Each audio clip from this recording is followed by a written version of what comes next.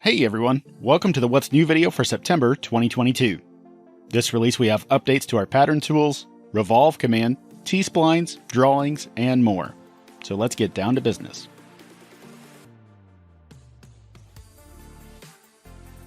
We'll start out in the design workspace.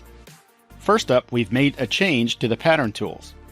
Now, when you invoke any of the pattern commands, you'll get a new type option in the dialog box, which can switch between the three different types of pattern. This means you only need one pattern icon on your toolbar if you're into placing them there.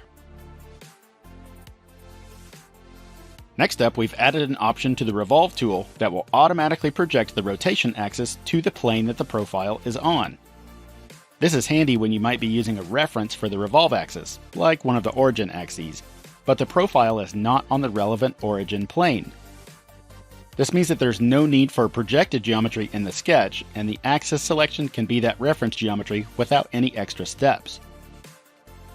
For section views, we've now added a flip option. Previously, you needed to manually rotate the section tool if you wanted to reverse the cut. Now, it's just a simple toggle. New for this release, we've enabled the seed and boundary selection tools for the general design environment. These are super useful for selecting lots of faces on a complex part to speed up things like fillets, creating selection sets, or even specifying surface appearances. Sculpting users get some new goodies this release as well. Now, T-Spline files, that is TSM and TSS files, can be directly opened from Fusion 360, either by uploading to the data panel or from the File Open menu. Next, we've improved the Make Uniform command to now include the option of removing T-points. Lastly, we've made huge improvements to the T-Spline to B-Rep conversion, with much more refined surfaces and better edge creation. This also affects generative design results as well as automated modeling results. We have a couple of tools coming out of preview this release. The volumetric latticing tool as a part of the product design extension has reached its first official release, and the resolve external components functions are also now fully available as well. Check out the links in the description for deep dives into both of these topics. Lastly, for design, we have several bug fixes and performance enhancements. A nice little quality of life improvement is that we've added the ability to create a sketch on a work plane directly from the timeline. Nice little time saver there. Let's look at the drawings environment next. For this release, we've made several bug fixes under the hood. The big change on the front end is that it's now possible to open a model directly from the drawing. Previously, you had to find the model in the browser tree, but this new function allows you to open right from the view in the paper space. Moving on, let's take a look at simulation.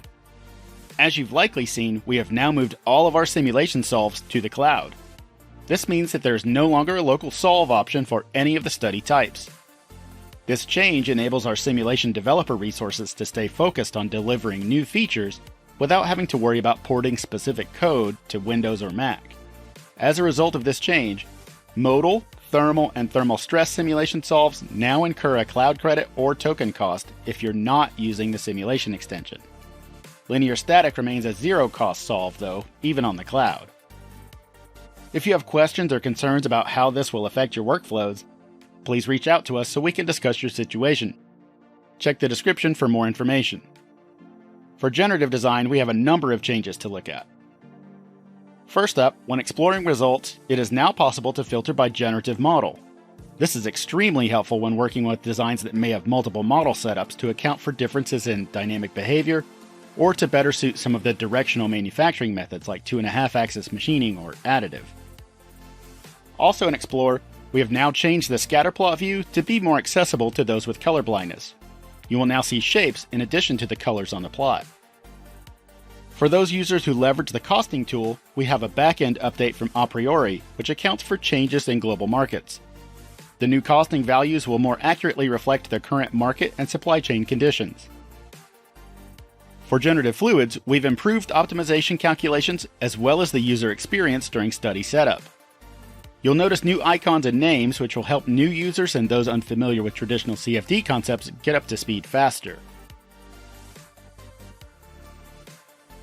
That's all we've got this time around. As always, check the What's New blog for the full rundown, as well as the electronics and manufacturing videos as well. Before we sign off, we just wanted to make a plug for Autodesk University here in just a couple weeks. We're back in person this year in New Orleans, and the classes and community events will be absolutely amazing. If you're interested in attending or need help convincing your manager, check the link in the description below. Thanks again for checking out what's new this release, and we'll catch you next time.